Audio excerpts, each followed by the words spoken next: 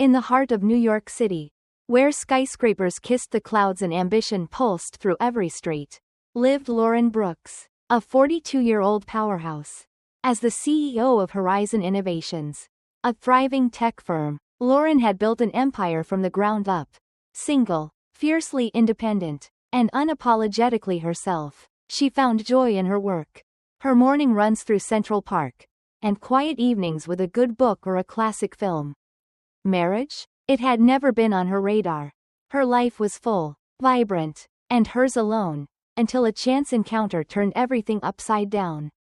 It was a crisp April morning in 2025 when Lauren received an unexpected call from Richard Hayes, a longtime business partner and the president of Hayes Enterprises, a major supplier for her company. "Lauren, I've got someone I'd like you to meet," Richard said, his voice warm but insistent. "He's special. Trust me." Lauren, skeptical but intrigued, agreed to a meeting. After all, Richard had been a mentor of sorts, and his judgment was rarely off. The man was Ethan Hayes, Richard's 43-year-old son, a charming bachelor who had danced around marriage but never taken the leap. Their first meeting was at a sleek Manhattan cafe, the kind where power deals were sealed over artisanal coffee. Ethan was polished, with a disarming smile and a knack for conversation that put Lauren at ease. He spoke passionately about art, travel, and his work at his father's company, and Lauren found herself laughing more than she had in months. For the first time in years, she wondered if there might be room in her life for something, or someone, new. They began dating, and the early days were electric. Ethan was attentive, sending her thoughtful texts and planning dates that felt like scenes from a movie. A private rooftop dinner overlooking the Hudson. A weekend getaway to the Hamptons. Lauren, usually guarded, let herself lean into the possibility of love. Maybe, she thought, this was what she'd been missing. But as the weeks passed, cracks began to appear. Ethan had a habit of making offhand comments that stung, veiled in charm but sharp with condescension. On one date, at a Michelin-starred restaurant in Soho, he leaned back in his chair and grinned. "Bet you don't get to places like this often." "Huh? Must feel like a treat." Lauren, who had dined there with clients just days earlier, forced a smile. She didn't bother correcting him, but the assumption that she was somehow less worldly than he was grated on her. Then there was the watch incident. Ethan showed up to a date sporting a sleek, mid-tier designer watch, clearly proud of it. "Check this out," he said, sliding it off his wrist and handing it to her.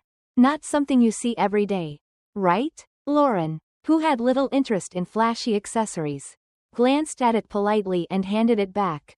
But Ethan pressed, insisting she take a closer look. "Come on, don't be shy. It's high-end." His tone carried a hint of superiority, as if she couldn't possibly understand its value. Lauren, who checked the time on her phone and saw watches as mere trinkets, humored him but felt a twinge of unease. Why did he assume she was so easily impressed? The most telling moment came during a stroll through Chelsea Market. Lauren carried her favorite handbag, a bespoke leather piece crafted by a local artisan. It was understated, elegant, and exorbitantly priced, a reflection of her taste for quality over flash. Ethan glanced at it and chuckled. "You should upgrade to something with a logo." "Lauren, that bag looks basic." Lauren's jaw tightened. The bag was a masterpiece, its craftsmanship evident to anyone with an eye for detail. But to Ethan, it was invisible without a brand name. His comment wasn't just clueless, it was dismissive, as if her choices were somehow inferior. Lauren began to notice other quirks. Ethan often referenced his mother, Diane, in a way that felt oddly juvenile.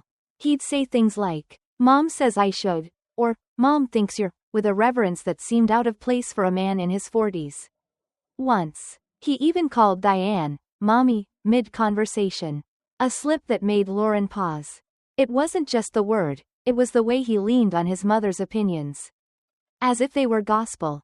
Lauren, who had built her life on her own terms, found this dependence unsettling. The breaking point came during a lavish brunch at a trendy midtown hotel. Ethan piled his plate high with food, far more than anyone could eat. Lauren, ever mindful of waste, commented lightly, "That's a lot. Sure you'll finish it?" Ethan burst out laughing, his voice loud enough to turn heads. Lauren, relax. Why do you sound like you're scraping by?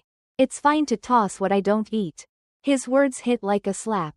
Lauren wasn't just annoyed by his wastefulness. She was offended by the implication that her concern stemmed from poverty. She leaned forward, her voice calm but firm. It's not about money, Ethan. It's about respect, for the food, the staff, the planet. Ethan's smile faded, and he mumbled an apology. But then added, Mom warned me you might be, overly practical, like you're after stability or something. Lauren froze. The idea that Diane, a woman she'd never met, had painted her as a gold digger was infuriating. Worse, Ethan's blind trust in his mother's judgment revealed a deeper flaw. He wasn't his own man. Despite the red flags, Lauren didn't walk away, not yet.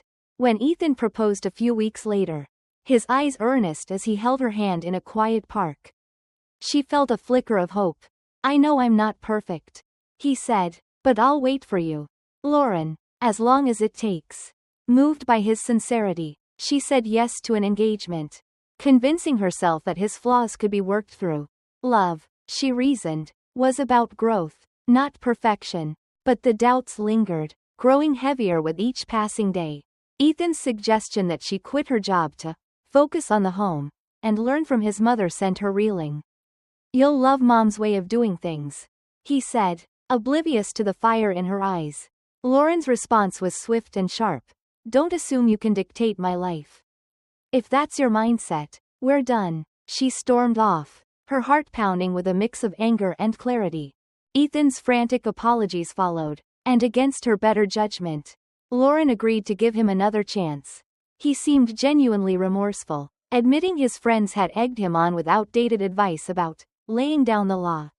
Lauren softened, reminding herself that no one was flawless.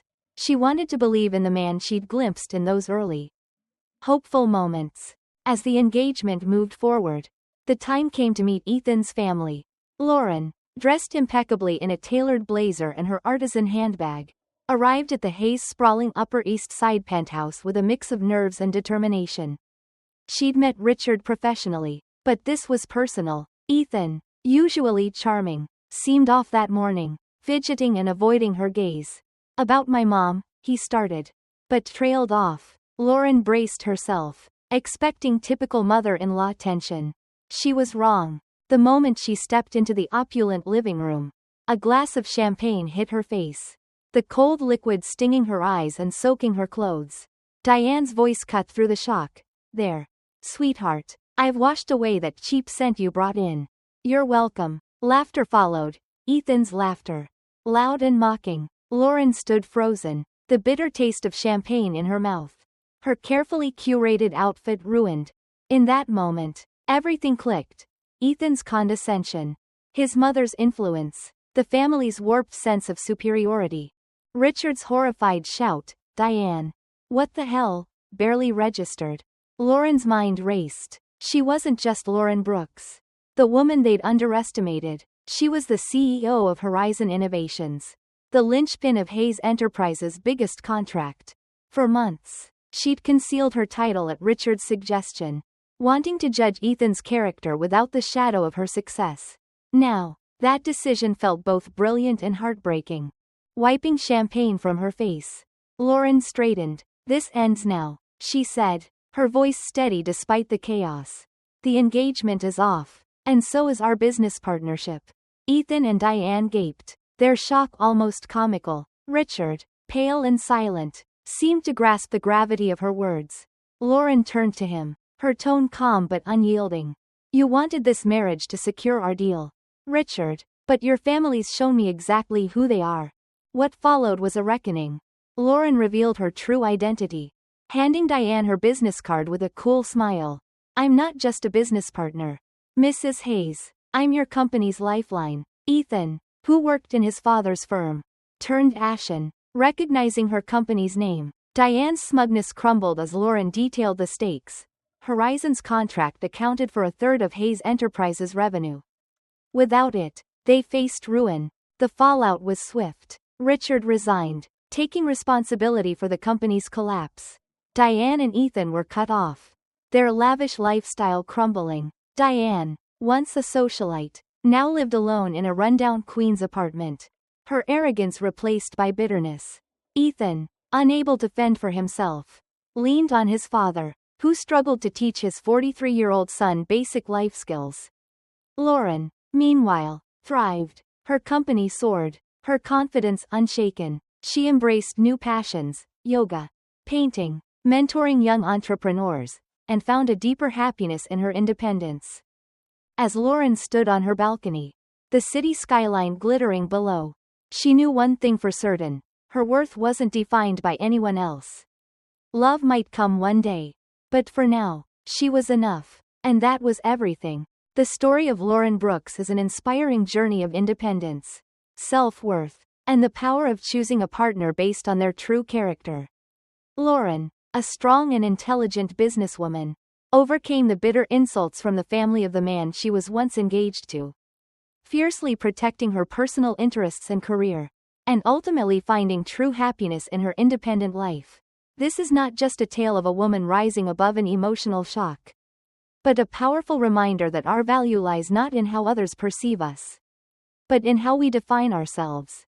Like if you love this story, subscribe to our channel to catch more captivating content. Comment: what do you think about Lauren's choices? Share your own story. Special note: this story was inspired by a famous novel, but our team has reimagined and edited it, adding fresh details to create a unique, modern version. Thank you all for listening until the end. Your support is our greatest motivation. See you next time.